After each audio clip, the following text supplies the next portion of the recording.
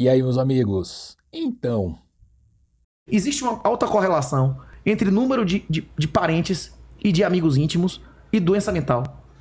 A epidemia de doença mental que a gente vive hoje é derivada da destruição do papel da mulher na sociedade. Toda vez que você pega a sua filha e diz pra sua filha que a coisa mais importante é ganhar dinheiro e ter uma profissão, você tá fazendo ela se comportar como um homem. e aí então?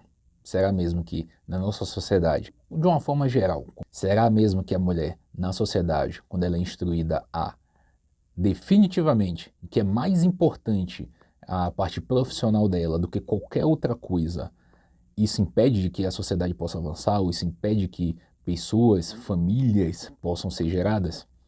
Bom, é esse ponto aqui que Renato traz à tona. Ele fala de um jeito meio bem cru, bem resumido, porque na mente dele já tem todo um pensamento construído.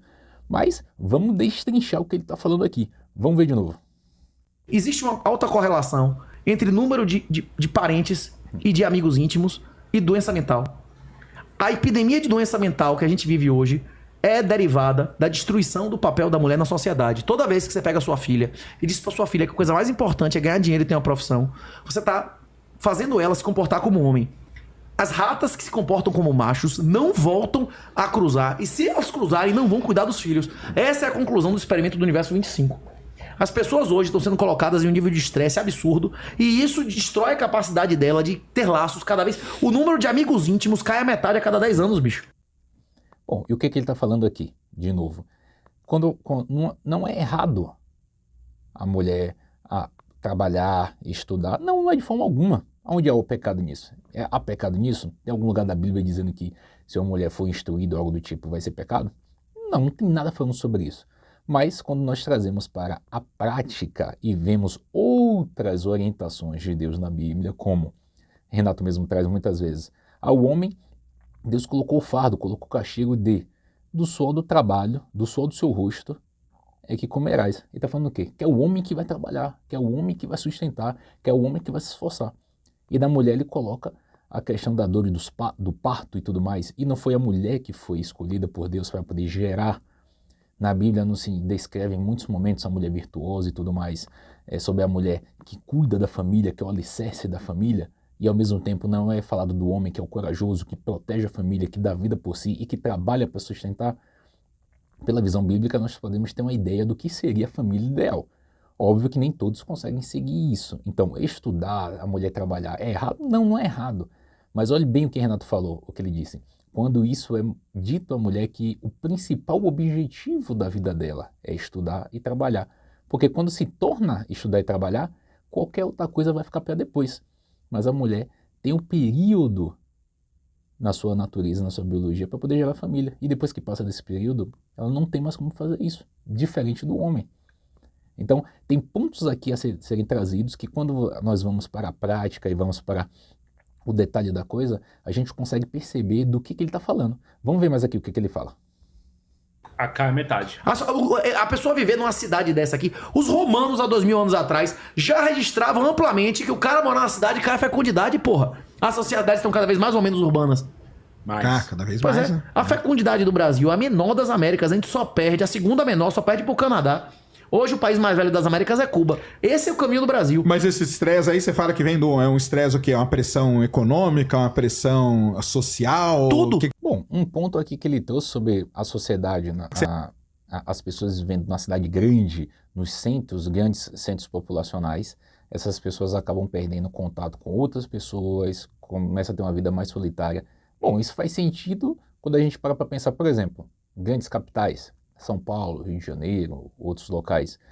Quanto mais uma área urbanizada, onde se busca realmente é o quê? Trabalho, dinheiro, a rotina dessa pessoa realmente é mais estressante. Essa pessoa tem menos tempo para poder aproveitar a si mesma, aproveitar a família, aproveitar fazer coisas ao ar livre, fazer hobbies. Realmente a pessoa foca muito mais em trabalho, em transporte, o tempo que ela perde no transporte público. Então isso diminui a qualidade de vida e investimento em família. Isso aqui me parece super natural. Sem falar que alguns lugares têm custo de vida muito alto, muito mais alto do que áreas urbanas ou áreas rurais e áreas com menos população. Então, se custa mais caro viver lá, ele vai ter que trabalhar mais, vai gastar mais, vai ter um consumo maior, então vai ter menos possibilidade de fazer outras coisas. desse ponto de vista, faz sentido o que ele está falando. Em relação à natalidade do Brasil, hoje está abaixo de 2. Está o quê? 1,8, 1,6? A natalidade hoje é o número médio das mulheres que têm filhos. A média seria 1,6, 1,8 por mulher. Isso é um número muito baixo. Significa que um casal, um homem e uma mulher, eles não conseguem nem manter o próprio número na sociedade de descendentes para poder substituir quando eles se forem. Então é menos, quer dizer que a população vai continuar reduzindo, o número de pessoas mais velhas vai aumentar, de idosos vai aumentar, e pessoas abaixo, de menos idade, trabalhadores que estão prestando funções importantes no mercado, essas pessoas não vão aguentar o rojão. Não tem como. Vamos ver mais aqui, ó. Por exemplo, as mulheres agora estão tendo filho cedo ou tarde.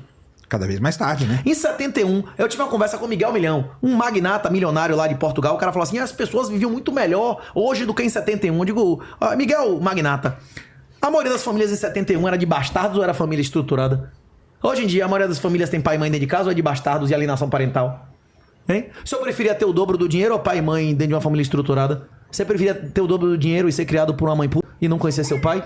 Hein? Não, eu? Sim. Não, eu não. Eu preferia menos dinheiro e ter uma família estruturada, não é isso ou não? Hein? Ou não? Você concorda comigo ou não? A maioria das famílias hoje em dia estruturada é merda pura ou não é? Filho bastardo, você não ter pai em casa, seu pai tá brigando com sua mãe, seu pai sendo humilhado dentro de casa, um pai e mãe a dia, isso traz estresse ao guri ou não? Não ter contato com os avós. Claro que traz. Meu porto seguro na minha infância não eram meus pais não, eram meus avós. Meus pais trabalhavam. Você teve avô presente na infância? A mulher que pare com 40 anos, a mulher que pare com 30 e a filha pare com 40 tem avô, o guri tem avô. Pai avô, né? O pai avô e nem conhece. O guri nem conhece os avós, não é isso? Sim. Não, a gente chama aqui no Brasil, a gente chama de pai avô, né? Porque o pai avô já morreu. E o avô já morreu. É não tem contato intergeracional, não tem a segurança dos patriarcas, que é a pessoa que vai trazer estabilidade e segurança, dizendo, olha, nós viemos de tal lugar, você... Não é isso ou não? Não tem pai presente, não tem avô, não tem mãe, que a mãe fica tomando grito do chefe e não pra rua ganhar dinheiro. Olha, ele trouxe um ponto aqui que é verdade, hein? Hoje o número de pessoas, comparado a 100 anos atrás, 50 anos atrás, 200 anos atrás, o número hoje de famílias ou grupos familiares, hoje, em casa, famílias, quantas famílias existem onde só tem a mulher e o filho? Ou o pai e o filho? Quantas famílias hoje? É igual antigamente? Antigamente as famílias realmente não eram mais estruturadas, mesmo que tivessem os defeitos, porque sempre teve. Desde lá, Adão e Eva, a gente já viu que já tinha problema, não é verdade? Mas sempre tiveram problemas. Mas antes, as famílias não eram mais estruturadas, pai, mãe e filhos. Filhos normalmente acima de 2, onde a sua descendência, já que na própria Bíblia fala que os filhos são uma herança do Senhor, né? São presentes de Deus. E eles vêm para somar. Você está aumentando o seu clã, está aumentando o seu grupo, está aumentando a sua força como família, como grupo, né? Ao invés de ser uma pessoa sozinha que vai fazer algo, quando se junta com outra, quando casa, são 2, tem mais força. Quando tem filhos, mais força ainda. Então, e hoje? Quantas mães solo tem por aí? Quantos pais solo tem por aí? Quantas mulheres estão dizendo que não sabem nem quem é o pai, porque fez uma coisinha ali rapidinha, pensou que não ia dar nada e depois descobriu que estava grávida e o cara foi embora, mora em outro lugar do país, nem sabe quem é. Então, quantas famílias desestruturadas tem hoje? É igual antigamente? Então, hoje nós temos muitas comodidades que são facilitadas, incríveis, comparado ao passado, que não existe. Água encanada, água quente, chuveiro elétrico, eletricidade, excelente. Mas em termos de família, estrutura de família, hoje está muito longe em qualidade comparado, na estrutura comparada a antigamente. É ou não é? E isso você tem que concordar que é verdade. Vamos ver mais aqui, ó. Mas você acha que tem volta? Isso não tem, né? Vai cada vez piorar mais, né? Porque, tipo, esse estresse, essa pressão econômica... Eu acho que a gente vai ser salvo pela terceira lei de Newton. O senhor lembra da terceira lei de Newton? Toda ação... Tem uma reação ao contrário, né? E de forma inversa, não é isso ou não? Rapaz, esse ponto aqui que o Renato trouxe, eu concordo muito e já fiz outros vídeos aqui comentando sobre. Hoje a idade que as pessoas estão se sentindo, que sentem que deve ter um filho, que estão preparadas, já que elas querem acumular ou construir algo antes, que de certa forma faz sentido, é sensato, só que perde de outro lado. A pessoa espera ali até chegar aos 30 e poucos para poder casar ou pensar em ter filhos, mas prepara na forma estrutural, financeira e tudo mais. Mas tem alguns pontos fracos aqui, Renato mesmo falou. Se você com 30 para 40 anos é que vai ter filho, que idade seus pais vão ter quando o seu filho nascer? Eles vão conseguir colaborar? Eles vão conseguir te ajudar na criação, te ajudar quando você tem que sair para trabalhar e a esposa tem que ficar em casa com o filho, mas ela tem os afazeres de casa, ela vai contar com a colaboração para poder que ela consiga realizar as tarefas em casas domésticas e criar o filho. Sozinha é incrivelmente, é terrível fazer isso sozinha. Precisa de ajuda. Hoje existe o apoio familiar de verdade que antigamente existia? Não, porque todo mundo está fora trabalhando. Todo mundo está fora buscando o dinheiro, né? A parte financeira, mas estão esquecendo de outros itens. Então, sai para ganhar dinheiro, mas em casa não tem ajuda, não tem apoio. Então, a mulher e o homem que estão ali 30 para 40 anos tendo filho, mas os pais deles já estão com 60. Eles vão conseguir ajuda? Não vai. Vai aguentar ir brincar, jogar bola, correr atrás e brincar no parquinho subindo como... Não vai conseguir. Então, realmente, não estou dizendo aqui para ninguém ir com 15 anos já ter filho. Não é isso aqui que a gente está falando. Mas quanto mais velha a pessoa deixa para poder ter filhos, menos ela vai ter ajuda do patriarca e da matriarca, dos pais, das pessoas que já tiveram sabedoria por experiência de vida, que vai poder guiar, vai poder ensinar ao casal e ensinar o neto, a neta, os netos em geral. Pessoas que tiveram experiência e acumularam conhecimento, pessoas que vêm com sabedoria para poder guiar. Vocês não vão contar mais com essas pessoas, porque essas pessoas já estão na terceira idade, ou entrando na terceira idade, e já não tem força suficiente para ajudar. Coisa que antigamente a pessoa ali que é verdade, né? Muito antigamente, com 14, 15 anos a menina estava tendo filho. Não é isso que a gente está dizendo que tem que fazer isso aqui, tá? Mas é só um comparativo. 14, 15 anos está tendo filho, a mãe dela tem 30 e poucos. Tá com força para ajudar. E a avó está com 50 para 60 anos, tem força para ajudar também. Então, tem 2, 3 gerações em casa ajudando, uma colaborando com a outra. Você consegue perceber que existe uma diferença? Claro que é arriscado alguém ter filho muito novo, e ainda mais no dia de hoje, claro, mas eu acredito ali que pela faixa dos 20 seja o ideal, 20 e pouco seja o ideal, pensando em você ter tempo de conseguir se profissionalizar, trabalhar, construir algo, e você ter a ajuda dos seus avós, né, do pai e da mãe. Agora, você vai ter filho velho, antes dele chegar à vida adulta, você também já não vai aguentar mais. Ainda tem isso. Você com 40 anos, você vai aguentar, você vai ter a mesma energia de quando você tinha 30? E você com 30 tem a mesma energia de quando tinha 20? Óbvio que não.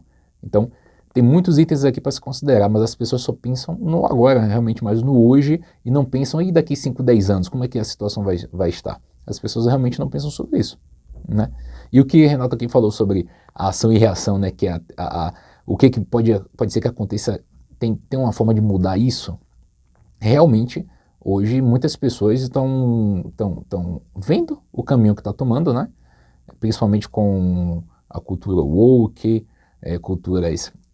ideologias esquerdistas, feministas, que estão tentando empurrar a goela abaixo todo tipo de pensamento nefasto, doutrina nefasta, todo tipo de comportamento nefasto, e as pessoas estão vendo isso, estão acordando, estão se rebelando, as pessoas estão combatendo. E óbvio,